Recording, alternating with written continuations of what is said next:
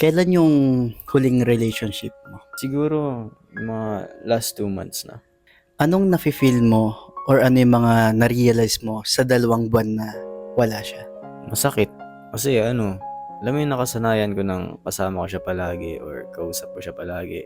And yung alam mo yung pagkagising ko sa umaga, merong good morning, meron akong makausap. Alam mo yung nandyan siya na masasabi mong masaya, ganun. Kaso bigla nawala. Kaya yun, masakit sa pakiramdam. Saka yung ramdam mo sa sarili mo na parang may nawawala.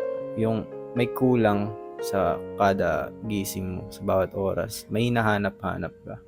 May ganun talaga, no? Parang kapag kabago pa lang, hindi pwedeng hindi mawala yung mamimiss mo yung isang tao. Pero ano yung ginagawa mo na healing process ngayon?